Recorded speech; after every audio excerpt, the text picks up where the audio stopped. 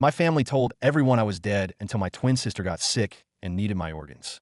At the family meeting, my uncle said, "She doesn't deserve a second chance." I looked him in the eye and said, "Neither do you."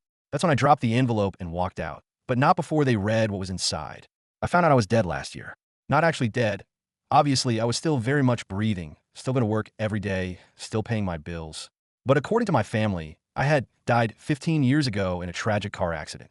At least, that was the story they told everyone. I might never have known if an old friend hadn't tried to look me up online. He sent me a screenshot from a memorial page, complete with a photo of me as a teenager and a short obituary. Darren Walsh, beloved son and brother, was taken from us too soon in a fatal car crash. May he rest in peace. I stared at it for a long time. The words blurred together, but I kept reading them over and over, feeling a strange numbness creep in. I should have been angry. I should have picked up the phone and demanded an explanation. But the truth was, I hadn't spoken to my family in over a decade. I had left them behind, and they had erased me. Maybe that was easier for them. Maybe they had wanted it to be true. I didn't reach out. I let the dead stay dead. But then, a year later, they found me. It started with a voicemail from my mother. "Darren, we need to talk. It's about Mallory. It's urgent. You'll be at the house this Saturday at noon." Not a request, a demand. I almost deleted it, but I didn't.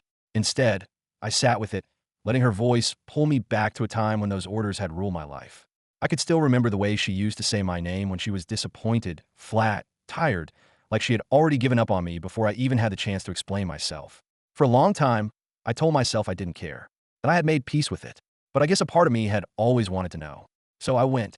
The Walsh house hadn't changed. It was the same two-story colonial in Charleston, pristine and stately with its white shutters and perfectly manicured lawn. The kind of house that looked warm and inviting from the outside, but inside, every room was cold. I stood on the porch for a moment, feeling the weight of it settle into my bones.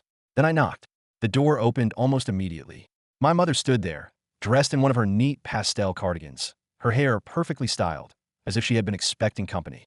For a second, she just stared at me, her expression unreadable. Then she stepped aside and gestured for me to come in. The living room was full. My father was sitting in his usual chair by the fireplace, his jaw tight. My uncle Ron was in the corner, arms crossed, watching me with the same disapproving glare I remembered from childhood. A few aunts and cousins I hadn't seen in years were scattered around, shifting awkwardly in their seats. And then there was Mallory. She looked smaller than I remembered. Her skin was pale, her frame too thin, and there was a tiredness in her eyes that hadn't been there before. But even now, she held herself like she was above all of this, above me. I didn't sit. No one greeted me. No one said it was good to see me after all these years. Instead, my father cleared his throat and said, "Mallory needs a kidney transplant." Just like that. No preamble. No hesitation. As if I had just been summoned to fill a role they had reserved for me. I stared at him, then at my mother. She wouldn't meet my eyes. "She's on the transplant list," my mother said finally. "But time isn't on her side. You're a match. The best match, actually." It took me a second to understand what she was saying. They had already checked. Somehow, they had gotten access to my medical records, ran the tests without my knowledge, and now they were sitting here, waiting for me to nod and agree like a good son, like a good brother. I let out a quiet, disbelieving laugh. "You declared me dead, and now you want my organs?" A heavy silence filled the room. Uncle Ron was the first to speak. He scoffed, shaking his head. "She doesn't deserve a second chance." I turned to look at him, trying to process what he had just said. "Excuse me. You left," he said. "You cut yourself off from this family. You made your choice. And now you think you can just show up and be some kind of savior." He shook his head. "You don't deserve that." I felt something bitter rise in my throat. "I don't deserve it." I repeated. "I don't deserve it." Mallory shifted in her seat. "Darren, please. I know we haven't talked, but I held up a hand. Let me ask you something, Mallory." My voice was steady, too steady. "Did you even try to find me before this? Before you needed something from me?" She didn't answer, and that told me everything I needed to know. I reached into my pocket and pulled out an envelope. "You know, I had a feeling this might happen," I said. "So, I brought something for you all." I tossed it onto the table. My mother hesitated before picking it up. She pulled out the papers inside and started reading. At first, her expression was blank. Then it shifted. Her lips parted. Her hands started shaking. She passed it to my father without a word. I watched his face as he read. He went pale. His mouth pressed into a thin line. One by one, the envelope made its way around the room. I saw my Aunt Deborah's hand fly to her mouth. I saw my cousin Brenna's eyes widen in horror. I saw Uncle Ron's face darken. Mallory read at last. She barely made it halfway before she let the paper slip from her fingers. This can't be real," she whispered. "Oh, it's real," I said. "That's a legal affidavit stating that I was cut out of the family estate." That my death was faked so you wouldn't have to split the inheritance with me when Grandpa died. You all made sure of that. No one spoke. I turned to my uncle. You said Mallory doesn't deserve a second chance? You're right. Neither do you. The room was silent. No one moved. No one tried to stop me as I turned and walked toward the door. I didn't slam it on my way out, but I wanted to. I walked out of that house without looking back, but the weight of it followed me. The sun was blinding as I stepped outside, a sharp contrast to the suffocating air inside. My hands were shaking. I shoved them into my pockets and focused on breathing, on the sound of my boots crunching against the pavement as I made my way to my car. I sat behind the wheel, gripping it so tightly my knuckles turned white. My chest aches, not with regret, not with sadness, but with something harder to name. Something between fury and exhaustion. 15 years. 15 years of silence, of pretending they didn't exist, only for them to pull me back when they needed something from me. Not to apologize, not to make things right, just to take. I should have known better than to come back. I should have driven straight home, cut them off for good, left the past buried where it belonged. But I didn't. I sat there, staring at the house, at the pristine front porch where my mother had once scolded me for getting dirt on my shoes. I watched the curtains shift as someone inside peeked out, probably checking if I was still there. And then, before I even knew what I was doing, I pulled out my phone. I scrolled through my contacts, past co-workers and old friends, until I landed on a name I hadn't thought about in years. Dennis Calloway. He was the lawyer I had worked with years ago when I first found out about the obituary. He had helped me get access to the legal records and had been the one to confirm that my family had declared me dead, not by mistake, but by design. I pressed the call. It rang twice before he answered. Darren. His voice was groggy. I glanced at the clock. I had no idea what time zone he was in now. Sorry if it's late, I said. There was a pause. Then a sigh. I take it you saw them. I saw them. Another pause. How bad was it? I exhaled through my nose, gripping the wheel tighter. Worse than I expected. He didn't ask me to elaborate. What do you want to do? He asked instead. That was the question, wasn't it? What did I want to do? I should have walked away. I had nothing to prove to them, but something inside me wouldn't let it go. I had spent my whole life letting them push me aside, erase me, take what they wanted without ever looking back. Maybe it was time I took something from them. I leaned my head back against the seat and closed my eyes. I need you to give me everything you can on the estate, I said finally. Every financial record, every legal document. If they thought they could bury me, I want to know what else they buried. Dennis didn't hesitate. I'll get started. I hung up and dropped the phone into the passenger seat. Inside the house, the curtains shifted again. They had no idea what was coming. I drove for hours without a destination, letting the highway stretch out ahead of me, the hum of the tires drowning out my thoughts. Every time I tried to push the conversation out of my mind, it came crawling back. My father's stony silence, my mother's tight-lipped avoidance, Mallory's weak attempt at playing the victim, and Uncle Ron, sitting there like a judge passing a sentence, deciding who did and didn't deserve a second chance. I gritted my teeth. They had no right. They had buried me, written me out of their lives, told the world I was dead. And for what? To keep a bigger slice of money they hadn't even earned? To make it easier to explain why their perfect daughter got everything while their disappointment of a son got nothing? I shouldn't have been surprised. I wasn't. But knowing something and feeling it in your bones were two different things. I pulled into a roadside diner just outside of Savannah, needing something coffee, food, an excuse to stop moving.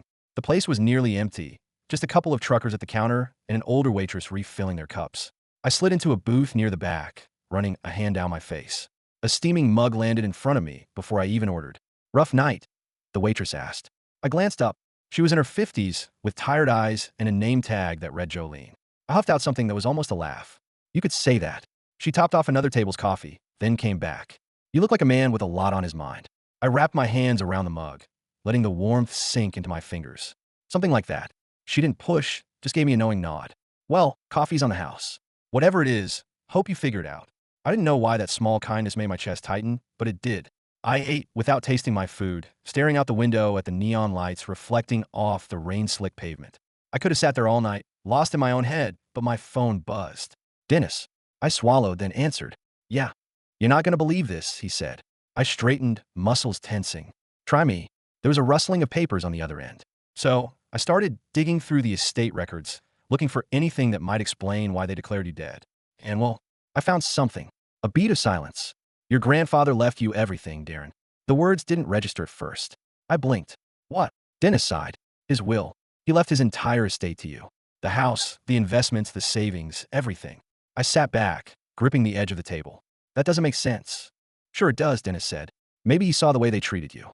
Maybe he wanted to make sure you got out. A pause. But here's the thing. The will was never executed. Your parents contested it. And by the time it should have gone to probate, you were dead. I finished for him. A bitter laugh escaped me. They hadn't just erased me. They had stolen from me. Darren, Dennis said carefully, I don't know what you want to do with this, but you have a case. A real one. If you wanted to, you could fight this. I exhaled slowly, the weight of it settling deep into my gut. I could fight. I could make them answer for what they did. For the first time in years, I had leverage, and I wasn't sure I wanted to walk away from it. I sat in that booth long after my plate had gone cold, staring at the grainy surface of the table as Dennis's words echoed in my head. They stole from you. I knew it shouldn't have surprised me. After all, they had lied to the entire world about my existence, rewritten history as if I had never mattered. But somehow this was worse. It was calculated, deliberate. I gripped my coffee mug, my fingers flexing around the ceramic. My grandfather, Arthur Walsh, had been one of the few people in that family who actually gave a damn about me. He was quiet, reserved, but I could still remember the way he used to slip me extra cash when my father wasn't looking, how he'd take me fishing when I was a kid, teaching me how to tie knots and go to fish while Mallory stayed home, too bored to bother. Don't let them make you small, he had told me once, his voice low so my father wouldn't hear. You deserve to take up space in this world, Darren. Don't let them steal that from you. And yet they had. They had stolen everything he left me. A slow burn ignited in my chest, the kind that started deep and simmered, spreading like wildfire. I needed proof. I tossed a couple of bills on the table and slid out of the booth, my movements tight and controlled. Jolene, the waitress, gave me a look as I passed. Take care of yourself, hon. I barely nodded as I pushed through the door and stepped into the humid night air. I needed to go back. By the time I pulled up in front of my parents' house, it was past midnight. Most of the lights were off, but the porch light was still on. They were waiting for me. I got out of the car, the air thick with the scent of wet grass and salt from the nearby harbor. As I walked up the steps, my father opened the door. He didn't look surprised to see me. If anything, he looked like he had been expecting it. Darren. His voice was steady, calm, like he was still the one in control. Come inside. I stepped past him without a word. The house was quieter now, emptier. My mother was sitting stiffly on the couch, hands folded in her lap. She looked up at me, her expression unreadable. Mallory wasn't there. Where is she? I asked. My mother blinked. Ooh, I gave her a sharp look. Mallory. My father shut the door behind me. She's resting, he said smoothly. She's had a long day. I bet she had. I walked further into the living room, my eyes scanning the space. It was exactly as I remembered. Ornate rugs, bookshelves filled with expensive hardcovers that no one ever read, the old grandfather clock that had been there since I was a kid. It was like stepping into a museum exhibit of my childhood. I turned to face them, crossing my arms. I know, my mother shifted slightly. Know what? I'll let the silence stretch. Let them feel the weight of it. I know about the will, I said finally. There it was, the barely perceptible stiffening of my father's posture, the quick flicker of my mother's eyes toward him before she composed herself. They had spent years crafting their version of the truth, but they weren't ready for this moment. My father exhaled through his nose. Darren, this isn't something we should discuss like this. Like what? I cut in. Face to face. My mother pursed her lips, still refusing to look directly at me. You don't understand the full picture. Then help me understand, I said, my voice dangerously even. She hesitated, her fingers tightening in her lap. My father was the one who spoke. Your grandfather was not well when he wrote that will, he said. His mind was slipping. He wasn't thinking clearly. He made an irrational decision, and we had to step in to fix it. I let out a sharp laugh. Fix it? You mean steal from me? His jaw twitched. Don't be dramatic. Dramatic? I took a step closer. You fake my death to cover your tracks. That's not dramatic, that's criminal. My mother stood abruptly, smoothing the front of her blouse, as if she could iron out the tension in the room. Darren, you left, she said, her voice clipped. You disappeared. No calls, no letters. We had no way of knowing if you were even alive. I stared at her. You never looked for me. Silence. She swallowed. I shook my head. Don't lie to me again. My father sighed heavily, rubbing his temple. Darren, what do you want? I looked between them, at the people who had spent years pretending I didn't exist. The people who had rewritten history to serve themselves. I want a lot of things. I wanted my grandfather back. I wanted to never have set foot in this house again. I wanted to see the look on their faces when everything they had stolen came crumbling down. But most of all, I wanted them to know they had one. I smiled. I want what's mine. My father's face hardened. You don't deserve it. There it was. The truth lay bare. I tilted my head. And you do. Neither of them answered. I stepped back, adjusting my jacket. Dennis will be in touch. My mother's lips parted slightly. You wouldn't, I would, I said. And I will. I turned and walked toward the door. My father didn't try to stop me. My mother didn't beg. They had already buried me once. They just hadn't expected me to crawl out of the grave. I didn't look back as I stepped outside. The night air was thick with humidity, clinging to my skin as I walked toward my car.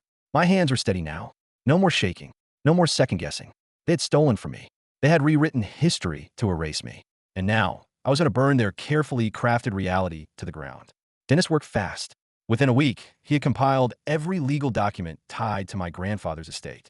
The original will, the fraudulent amendments, the records of my supposed death, the money trails, everything. It was worse than I expected. Not only had my parents forged legal documents to cut me out, but they had also drained the estate dry over the years. My grandfather's wealth, the house, the investments, it had all been funneled into their accounts, spent on luxury cars, country club memberships, vacations to Europe. They had lived lavishly off stolen money, all while pretending I didn't exist. But the most damning evidence? A signed affidavit from a witness. One of my father's former law associates, Paul Grayson, had been there when the fraudulent documents were created. He had helped push them through the courts. And now, after a bitter falling out with my father over money, he was more than happy to testify against them. "You have them, Darren," Dennis told me over the phone. "Dead to rights. We can take this to court." Or, he hesitated. "There's another option." I knew what he meant. A civil lawsuit could drag on for years. But if I wanted something faster, something louder, I could take this straight to the press. Destroy them publicly. Expose everything. And that's exactly what I did. I sent everything to the Charleston Gazette, the biggest paper in town. The article hit the front page within days. Local attorney and wife accused of faking son's death. T.O. Steele family estate. It was brutal. The paper published every detail. How my father had used his legal influence to push fraudulent documents through the courts. How my mother had been complicit. How they had used their dead son's inheritance to fund their high society lifestyle. The media devoured it. Reporters swarmed their house. Neighbors whispered. The same people who had once admired my parents now looked at them like criminals. But the worst part for them? The Bar Association launched an investigation. My father's license to practice law, his pride, his status, his entire identity was suddenly at risk. And he knew who was responsible. The phone rang a week later. It was my father. I let go to voicemail. Then my mother tried. Then Mallory. I ignored them all. Finally, an email came through. A single line from my father. "Meet me." I almost deleted it. Almost. But some small, dark part of me wanted to see it. Wanted to watch them fall apart. I met him at a quiet, rundown cafe just outside the city. He was already there when I arrived, sitting at a booth in the back, his suit wrinkled, his tie loosened. He looked old. I had never seen him like that before. I slid into the seat across from him. He didn't say hello, didn't ask how I was. Instead, he exhaled and said, "How much do you want?" I leaned back, tilting my head. "Excuse me." He looked at me like I was stupid. "How much do you want to make this go away?" I laughed. A real, full-bodied laugh. He thought this was negotiable. I folded my hands on the table. "You still don't get it, do you?" His jaw tightened. "This is business, Darren. Not personal." That snapped something inside me. I leaned forward, lowering my voice. "You killed me, Dad." I let the words settle. "You buried me. You stole from me. You made sure the world forgot I existed." His face stayed emotionless. And I smiled coldly. "And now I get to watch you lose everything." His fingers curled into fists. "This will ruin us." "Good." A long silence. He exhaled through his nose, looking down at the table. "We did what we had to do." I shook my head, laughing under my breath. "No, Dad. You did what was easiest for you." He didn't argue, because we both knew it was the truth. I stood up, tossing a few bills on the table for my coffee. "I'll see you in court." I turned to leave. But before I walked out, I looked back at him one last time. For the first time in my entire life, he looked small. And I left him there, drowning in the wreckage of everything he built. The fallout was glorious. My father lost his law license. My mother was shunned from her social circles. The same women who used to sip wine with her at charity events now pretended not to know her name. The estate, legally restored to me. The house, the remaining assets, mine. And Mallory? She tried to reach out, begged me to reconsider, told me we could fix things. I told her the same thing she had told me when I asked if she had ever tried to find me. I said nothing, because she wasn't worth an answer. The last time I saw them was at the final court hearing. My father refused to look at me. My mother wiped away silent tears. Mallory just stared, hollow-eyed, as the judge finalized the ruling. And me? I walked out of that courtroom with my name restored, my life back in my hands, and a future that was finally mine. They had erased me, but I had written myself back in. And this time, they were the ones left behind.